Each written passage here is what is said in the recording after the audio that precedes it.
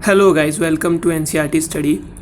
ये video specially BTech final year civil engineering के students के लिए है। सब्जेक्ट का नाम है रिन्यूएबल एनर्जी रिसोर्सेज। ऑलराइट, तो ऐसे इससे रिलेटेड ये पहली वीडियो, इससे रिलेटेड और भी सीरीज़ में और चैप्टर्स की वीडियोस आगे आती रहेंगी, तो इस चैनल को सब्सक्राइब कर लीजिए और बेल आइकन को प्रेस कर लीजिए। Don't forget to share your valuable comments in the comment box. तो बिना देर करते हुए चलिए शुरू करते हैं। तो इधर शुरुआत करते हैं, नॉन कन्वेंशनल एनर्जी रिसोर्सेज होते क्या हैं। ठीक है, तो ये ज़्यादा कुछ टफ नहीं है, बहुत बेसिक सी चीज़ें जो बचपन में हमने पढ़ रखी होंगी छोटी क्लासेस में अपनी। इन्हीं को थोड़ा सा एलाबोरेट करके पढ़ाया जा रहा है। और ये इस साल क्योंकि एग्ज़ाम्स MCQ बेस्ड पैटर्न पे होने वाले हैं, तो मेरा main focus MCQs based questioning पे ही जाएगा। ठीक है, तो ताकि जिस टाइप के क्वेश्चंस एग्ज़ाम में बन सकते हैं हम उन पे डिस्कस करने वाले हैं। बट उसके लिए भी थोड़ा बेसिक जो थ्योरी है वो हमें पढ़ना ज़रूरी है। तो शुरुआत करते हैं, नॉन कन्वेंशनल एनर्जी रिसोर्सेज क्या होते हैं। These are the sources of energy which are inexhaustible. तो ये वो सोर्सेज ऑफ एनर्जी हैं जो कभी ख़त्म नहीं होती। ठीक है, इनएग्जॉस्टेबल का मतलब होता है ख़त्म होना, तो इनएग्जॉस्टेबल का मतलब होता है जो ख़त्म ना हो। तो ऐसी sources of energy non conventional energy resources कहलाती है। एक बेसिक सी डेफिनेशन होगी। ठीक है, इससे जो एनर्जी है वो हम बार बार जनरेट कर सकते हैं। We can produce the energy from this type of energies again and again. Examples क्या हो गए, तो सीधी सी बात है, विंड। अपनी अर्थ जब तक है विंड चलती रहेगी। जियोथर्मल एनर्जी, गर्मी सर्दी, टेम्परेचर का डिफरेंस होता रहता है अपने प्लैनेट पे। Ocean energy, solar energy, tidal energy, ये ऐसी एनर्जी के सोर्सेज हैं जो कभी ख़त्म नहीं होते। तो ये नॉन कन्वेंशनल एनर्जी रिसोर्सेज हैं। इन्हें हम क्या बोलते हैं, रिन्यूएबल एनर्जी रिसोर्सेज भी बोलते हैं। ठीक है, नॉन कन्वेंशनल यानी रिन्यूएबल, जो बार बार रिन्यू कर सके। तो इसके एग्जाम्पल्स क्या क्या हो गए, ये सारे इसके एग्जांपल्स हो गए। Solar energy, ocean thermal energy, wind energy और tidal energy, wave energy, marine current energy, hydro power, geothermal, biomass, ये सारी हमारी रिन्यूएबल एनर्जी रिसोर्सेज हैं। ऑलराइट, तो ये बेसिक सा एक इंट्रोडक्शन था जो मैं ऑलरेडी पहले से पता है बहुत से स्टूडेंट्स को, पर ये वीडियो उनको ध्यान में रख के बनाई जा रही है जिनको ये भी नहीं पता बेसिक जो चीज़ें हैं। तो हम बेस से स्टार्ट कर रहे हैं। Alright, direct energy conversion resources कैसी कैसी हैं, fuel cell, magneto hydrodynamics, solar cells, thermo electric और थर्मोनिक कन्वर्टर। ये अगर हमसे MCQs में पूछ ले कि डायरेक्ट एनर्जी कन्वर्शन रिसोर्सेज कौन कौन से हैं, तो हम इन चारों का नाम ले देंगे अगर चार ऑप्शन में से इनमें से कोई एक आ रहा है। ठीक है, तो ये इंपॉर्टेंट हो गया, इसको चाहो तो नोट डाउन कर लो। चलिए आगे बढ़ते हैं। अब आते हैं हम नॉन कमर्शियल एनर्जी सोर्सेज पे। ये क्या होती हैं, दोज एनर्जी सोर्सेज, यानी वो एनर्जी सोर्सेज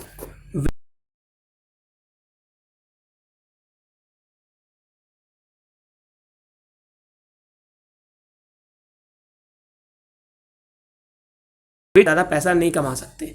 ठीक है, एनर्जी को बेच के। तो सीधी बात है, कोयला हो गया, लकड़ी हो गई और एग्रीकल्चरल वेस्ट हो गया, गोबर हो गया, एनिमल डंग यानी गोबर, काव डंग। ठीक है, सोलर एनर्जी, विंड एनर्जी, ये कमर्शियल मार्केट में इनकी कम डिमांड है। ठीक है, तो इनसे इसलिए ये नॉन कमर्शियल एनर्जी सोर्सेज कहलाती है।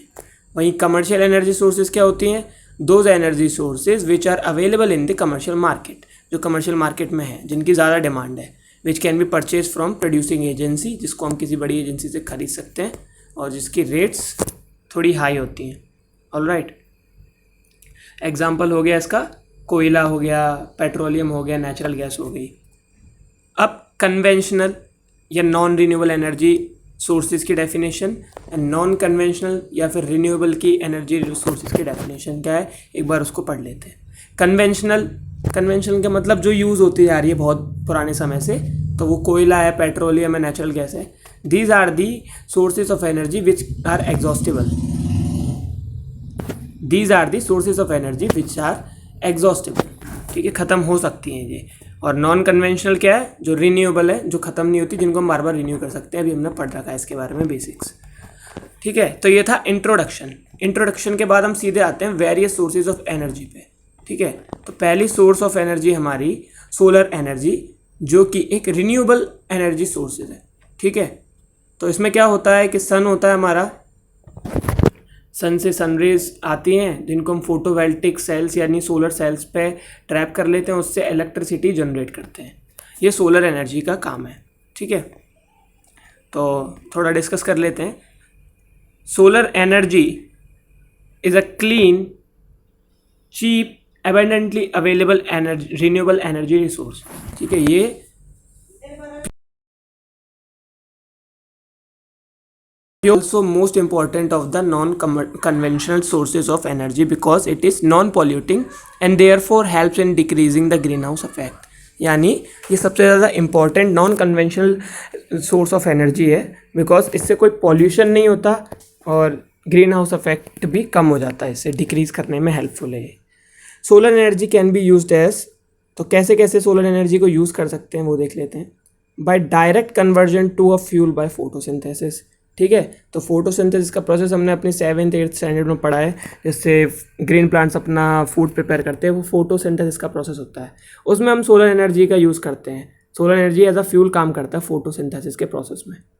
Bye direct conversion to electricity by photovoltaic cell, तो जैसे भी मैंने ऊपर वाले आपको डायग्राम में दिखाया था, फोटोवोल्टिक जो सेल्स हैं ये हमारे, ठीक है, इनका डायरेक्ट कन्वर्जन होता है, सन रेज आती हैं फोटोवोल्टिक सेल पे पड़ती हैं और इलेक्ट्रिसिटी जनरेट होती है, तो इसमें भी ये यूज़फुल है। By conversion to electricity via thermo electric power plant system, तो thermo electric power plant system से भी हम सोलर एनर्जी का यूज़ करके इलेक्ट्रिसिटी को डेवलप कर सकते हैं। ठीक है, तो इन सब में मैं बस थोड़ा थोड़ा ब्रीफ बताऊँगा क्योंकि हमारा डिटेल्ड में नहीं जाना, हमें MCQ बेस्ड क्वेश्चन ही पढ़ने हैं। तो ये सारे 3 पॉइंट इंपॉर्टेंट हैं। अगर आप चाहते हैं कि इन पे और डिटेल में मैं वीडियो लाऊं तो ज़रूर अपने कमेंट सेक्शन में मुझे बताइएगा, ताकि फिर मैं और डिटेल्ड वीडियोस बनाऊं इन पे। ठीक है, कुछ इंपॉर्टेंट पॉइंट्स हमारे एग्ज़ाम से रिलेटेड, एक खासकर AKTU के लिए। The sun sends out the energy in the form of radiation, तो सन है वो रेडिएशन के फॉर्म में एनर्जी भेजता है। किस रेट पे भेजता है, ये रेट इंपॉर्टेंट है, तो ये नोट डाउन कर लो। 3.7 × 10⁻20 मेगावाट, ये हमारी जो है इम्पॉर्टेंट रेट है जिससे सन रेडिएशंस निकलती हैं। However the energy intercepted by the earth is about 1.85 × 10⁻11 megawatt. इतनी पावर हमारी जो पृथ्वी है, अर्थ, वो ट्रैप कर लेती है, पर सन से रेडिएशन इतना निकलता है बेस्ड क्वेश्चंस के लिए। ठीक है, तो ये अच्छे से याद कर लेना। चलिए आगे बढ़ते हैं।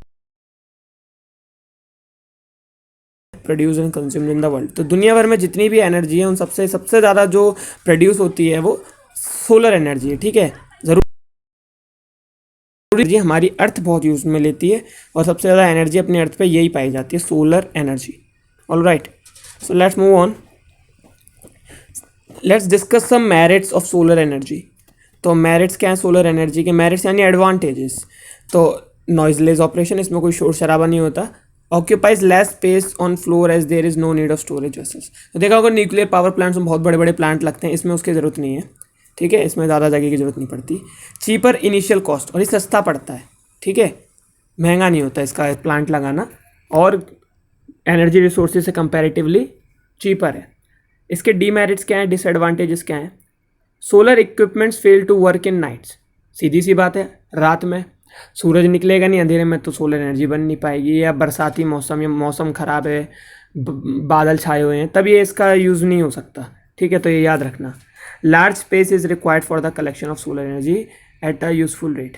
ठीक है, तो स्पेस ज़्यादा चाहिए होता है सोलर एनर्जी को ट्रैप करने के लिए। कैसा स्पेस? बड़ा ग्राउंड जहाँ पे हम ज़्यादा फोटोवोल्टिक और सोलर सेल्स लगा सकें। ठीक है, ये फ्लोर स्पेस कम लेता है। ठीक है, पर लैंड का जो एरिया होता है वो ज़्यादा लेना पड़ता है। फ्लोर स्पेस हम समझ सकते हैं, जो स्टोरेज वेसल्स का स्पेस है वो कम लगता है इसमें। ठीक है, बट कंपैरेटिवली देखा जाए तो कम ही है।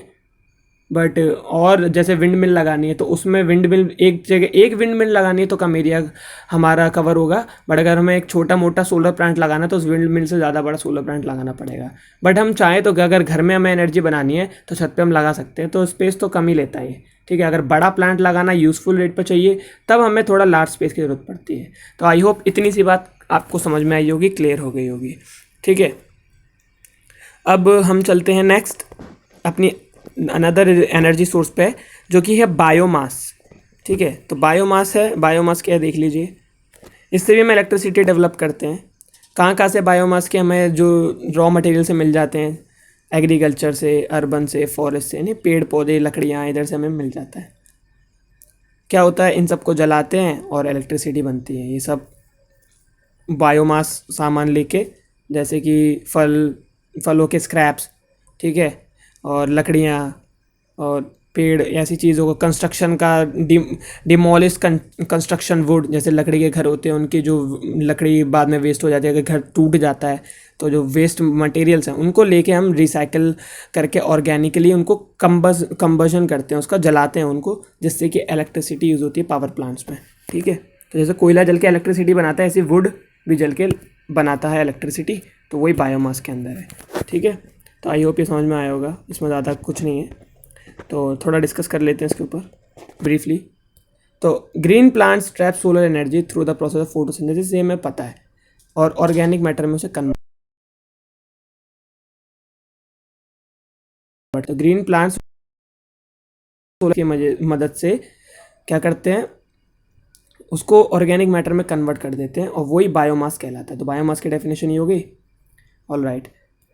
वुड, चारकोल, एग्रीकल्चरल वेस्ट, ये सब क्या है, बायो एनर्जी प्रोड्यूस करते हैं जलने के बाद, आफ्टर कंबशन। काव डंग, कूड़ा करकट यानी गार्बेज, ये these are anaerobically decompose to obtain the energy, ठीक है। तो वुड, चारकोल और एग्रीकल्चरल वेस्ट प्रोडक्ट्स जो होते हैं वो बायो एनर्जी प्रोड्यूस करते हैं बर्निंग के बाद, और जो काव डंग और गार्बेज है ये एनारोबिकली डिकम्पोज हो जाते हैं ताकि एनर्जी बने। एनारोबिकली मतलब in the absence of oxygen, all right. तो ये हमने बेसिक से बचपन में पढ़ा होगा स्कूल में। ड्राइड एनिमल डंग यानी कंडा, कंडा होता है ना, काव डंग या cattle dung cakes, are use directly as a fuel. तो इनको भी हम डायरेक्टली फ्यूल में एज अ फ्यूल यूज़ कर सकते हैं। गांव देहात में आपने देखा होगा लोग आज भी चूल्हे पे कंडे से रोटी वगैरह सेकते हैं, ठीक है, आग जलाते हैं, एज अ फ्यूल से यूज़ में लेते हैं। रूरल एरियाज़ में अभी भी बहुत कॉमन है। एंड इट प्रोड्यूसेस स्मोक, ये स्मोक बहुत करता है तो पॉल्यूशन करता है, इसकी एफिशिएंसी भी लो है। तो ये दो बात याद रखना कि ये it biomass has a low efficiency, all right. तो ये काव डंग वगैरह और लकड़ी जलाना ये सब बायोमास के अंदर ही आता है। मेरिट्स क्या हैं, डीमेरिट्स क्या हैं, उस पर थोड़ा डिस्कस कर लेते हैं। मेरिट्स, तो cost of obtaining bio energy through plantation is lesser than the cost of obtaining energy from the fossil fuels, ठीक है। तो इनिशियल कॉस्ट तो इसमें कमी आती है। Plants ensure a continuous supply of energy due to their continuous growth. Plants बढ़ते रहते हैं, बढ़ते रहेंगे तो लकड़ी बनती रहेगी और क्या एनर्जी की सप्लाई कंटिन्यूस बनी रहेगी। बट इसका मेरिट क्या हुआ, मेरिट ये हुआ कि ये अगर हम पेड़ पौधे उगा रहे हैं तो वो ऑक्सीजन डेवलप करते हैं, ठीक है। तो बायोमास जला बल्क में कर रहे हैं बहुत ज़्यादा, तो पेड़ पौधे उगेंगे तो ऑक्सीजन की हमें कमी नहीं होगी, ऑक्सीजन बढ़ेगा ही बढ़ेगा। तो इन दी लास्ट हम इसके कुछ डीमेरिट्स को भी कंसीडर कर ही लेते हैं। डीमेरिट्स क्या हैं, इसके डिसएडवांटेजेस। तो accumulation of water in the pipeline and need to remove it at a periodic intervals. क्या होता है कि पाइपलाइन में पाइप की वाटर की जो सप्लाई है वो बनी रहनी चाहिए, ठीक है, ताकि इसकी सफाई होती रहे, इनके जो प्लांट्स हैं उनकी सफाई। Inefficient designing of gas appliances, तो अभी गैस अप्लायंसेस ऐसे बन नहीं पाए हैं जिनमें हम बायोमास का ज़्यादा यूज़ कर पाएँ, ठीक है। Seasonal variation in gas production due to lack of temperature control and poor insulation of the plant. तो गैस प्रोडक्शन कम बढ़ाव और घटाव चलता रहता है जो गैस के इनके प्लांट्स हैं उनमें, ठीक है। किस वजह से, due to lack of temperature control, क्योंकि इतनी गर्मी हो जाती है वहाँ पे तो कभी कभी प्रोडक्शन रोकना पड़ता है बल्क में, ठीक है। Poor insulation of the plant, और इंसुलेशन का मतलब होता है हीट का ट्रांसफ़र ना बाहर हो पाए ना अंदर हो पाए। तो इन प्लांट्स जो होते हैं बायोमास के, उनका इंसुलेशन भी ज़्यादा अच्छा नहीं होता, सटीक नहीं होता। तो ये कुछ डीमेरिट्स हैं इसके। तो सीधी बात हमें समझ में आ रही है कि हम इसको बल्क लेवल पे यूज़ करने में ये सूटेबल नहीं है, ठीक है। तो हमने बायोमास और सोलर एनर्जी को तो आज थोड़ा ब्रीफली डिस्कस कर लिया। बाकी की जो एनर्जी सोर्सेज हैं नेक्स्ट वीडियो में उनको डिस्कस करेंगे। Till then take care, all right.